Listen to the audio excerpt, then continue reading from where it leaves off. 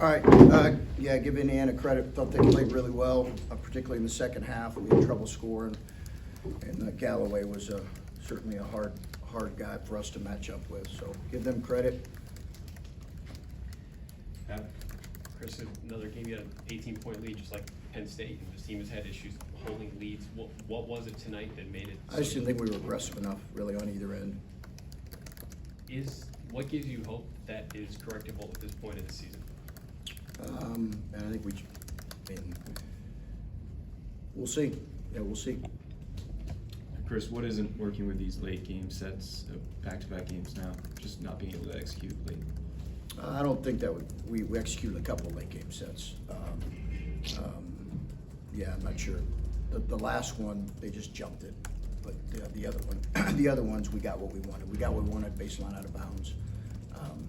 But the last one, they jumped it. And was it still the same thought process with Dale with his three-point shooting like last game, or is there a different reason? For what? For having him handle the ball in that last sequence. What sequence you talking about? Before the Jameson turnover. Oh, yeah, it's just a set play. We just won't get the small line. Chris, felt like a gut punch. Is part of the frustration maybe a lack of urgency? You said not physical enough. Is it a lack of urgency or a lack of just being really? We just weren't as detailed as we needed to be or tough as we needed to be late.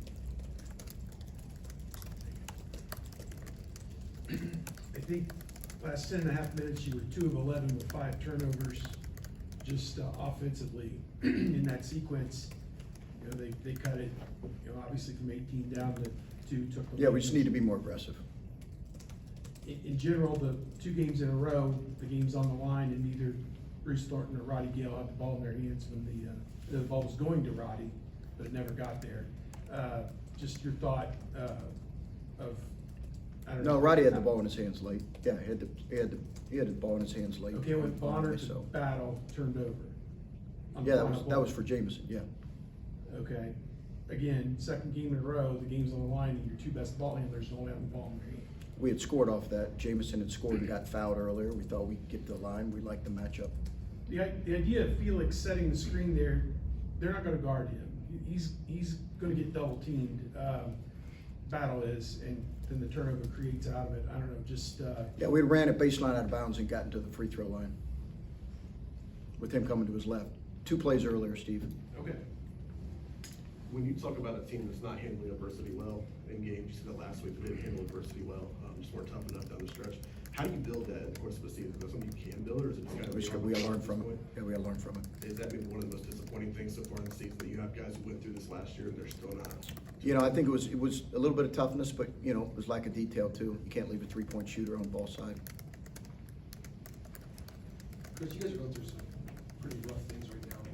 You seem to have a locker room that is still exactly where you want it to be, and you have a coaching staff that appears to be exactly where you want it to be. How frustrating is it to know that everybody is on the same page and bought in, and you're still just not seeing the scoreboard show what you want it to? Yeah, no, we've got great kids. We've got great kids. So I don't ever question that. But you know, we need to see some results here. You're a program builder. When you're building a program and you get the right kids that you think are going to have the right results, those results aren't showing up for you. As competitive as you are, how frustrating is that for you to have to sit up here and answer questions like this? Yeah, I mean, I think it's frustrating for everybody. You know, it's obviously been a really hard stretch for all of our players and our coaches. So we got to find a way out of it.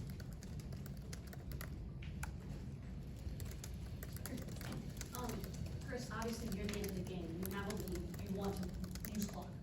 It makes sense.